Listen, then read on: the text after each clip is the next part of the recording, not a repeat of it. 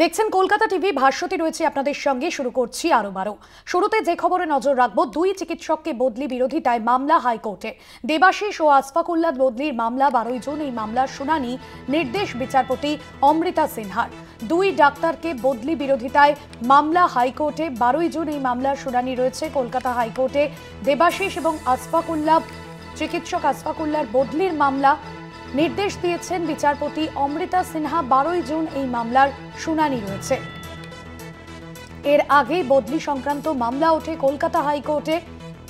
দুই চিকিৎসককে বদলি বিরোধিতায় মামলা হাইকোর্টে। দেবাশিস এবং আসফাকুল্লাহর বদলির মামলা 12 জুন এই মামলার শুনানি নির্দেশ বিচারপতি অমৃতা সিনহার। এর আগেই চিকিৎসক বদলি মামলা হাইকোর্টে ওঠে এবং আজ যেমনটা নির্দেশ দেওয়া হয়েছে যে পরবর্তী শুনানি রয়েছে 12 জুন।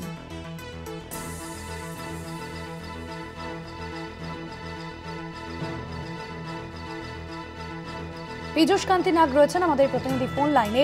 পীযূষ কান্তি, এ বিষয়ে কলকাতা হাইকোর্ট কি নির্দেশ দিয়েছে?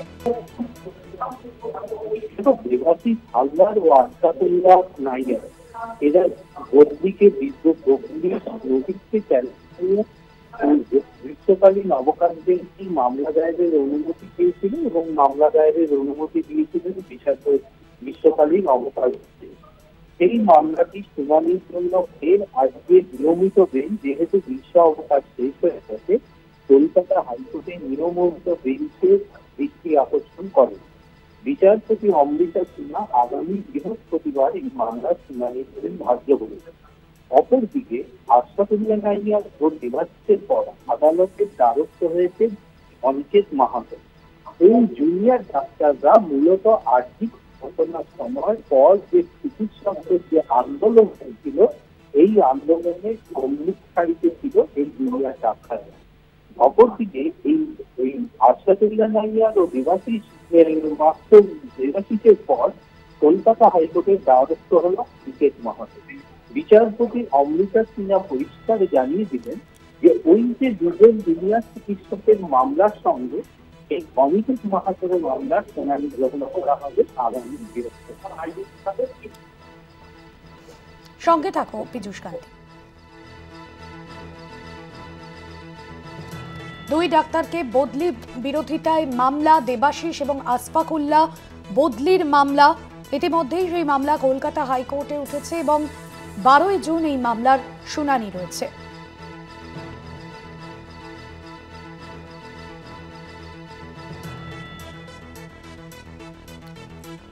আপনাদের জানাবো, দুই চিকিৎসক ডাক্তারকে বদলি মামলায় বদলি বিরোধিতায় মামলা হাইকোর্টে। দেবাশিস এবং আসফাকুল্লাহ বদলির মামলা 12 জুন এই মামলার শুনানি রয়েছে।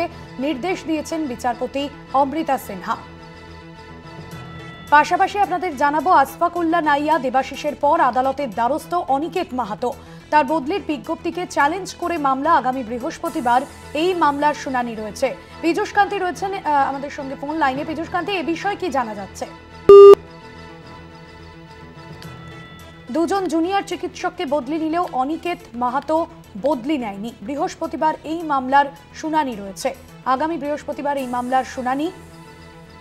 আসফাকুল্লাহ নাইয়া দেবাশিসের পর আদালতের দ্বারস্থ হয়েছেন অনিকেত মাহাতো। বদলির বিজ্ঞপ্তিকে চ্যালেঞ্জ করে মামলা আগামী বৃহস্পতিবার এই মামলার শুনানি রয়েছে। দুজন জুনিয়র চিকিৎসক বদলি নিলেও অনিকেত বদলি নেয়নি।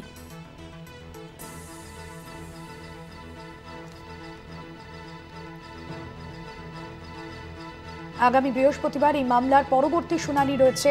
আসফাকুল্লাহ নাইয়া দেবাশিসের পর আদালতের দ্বারস্থ অনিকেত মাহাতো। তার বদলির বিজ্ঞপ্তিকে চ্যালেঞ্জ করে মামলা আগামী বৃহস্পতিবার এই মামলার শুনানি। দুজন জুনিয়র চিকিৎসক বদলি নিলেও অনিকেত বদলি নেয়নি বলেই জানা যাচ্ছে।